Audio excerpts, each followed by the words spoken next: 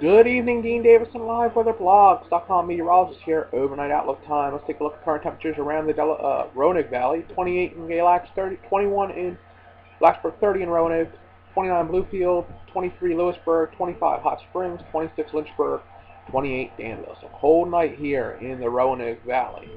All right, take a look at national temperatures.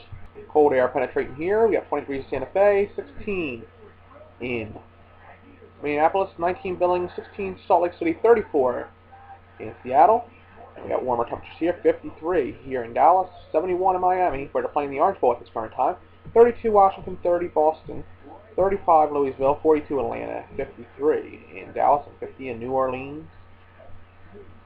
Synoptic maps, you see we have a high pressure here on the East Coast that'll kick up some warmer air.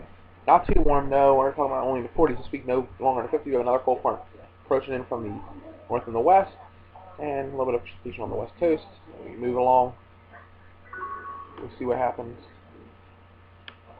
with this front as it moves to the east, and we get this next system here on the Gulf Coast.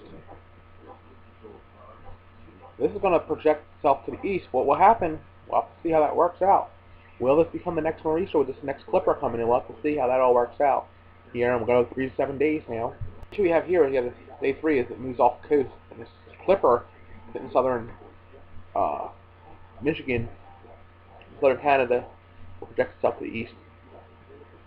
And then looks like it'll try to get itself together off the coast of New Jersey. Will this not be huge for the state of New Jersey because of where it projects? If this happens the way this is projecting it at the current time, it will not be big for the state of New Jersey. It will be a huge storm for Boston. We may have some mixing issues also, stuff we'll get into at a later time. But this low may give Boston a situation before we get another low trying to develop near the Gulf. We'll see how this all projects itself out by the end of the week. We still have a good amount of time to go before that occurs. You can see this one low is too far off the coast to really affect anybody on the East Coast. This other low, like I said, is in the southern parts of Canada. Now, in under 20 hours, we really start getting blasted back here in the northeast near Boston. And that's what I'm saying. We got some issues here in Boston area based on the GFS, and this has been calling us for a couple days now. So something we have to keep an eye on here for the interior northeast and the far northeast coming up here for the weekend. So the forecast for the Roanoke Valley, 24 overnight, 50. As I told you, warm up tomorrow, 50 degrees, and sunny. 42 Wednesday, 44 Thursday before we get 39, with a chance of snow on Friday. And that will be from the Clipper system as it comes through. Doesn't look like it's going to be a major storm, but we have to keep an eye on it here, and we will at liveweatherblogs.com. And we'll take a look now at the Triad. 25 increasing clouds tonight. 52 Tuesday, 46 Wednesday, 48 Thursday, 41 Friday. No chances of snow in this area of the Triad. A little far south for that.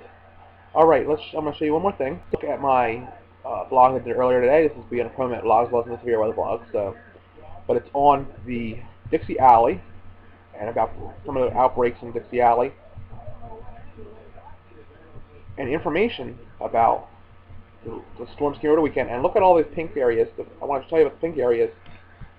Is that those pink areas are all, the pinks are Dixie Alley tornadoes, and that's the 10 top tornadoes, deadliest tornadoes in the country, the worst tornadoes. So stuff to look up for. Just come under, I'll have a link to it on my blog. It's Severe Weather Second Season Dixie Alley. Take a look at it if you can. All right, for liveweatherblogs.com, this is meteorologist Dean Davison. Have a great evening, and I'll talk to you tomorrow.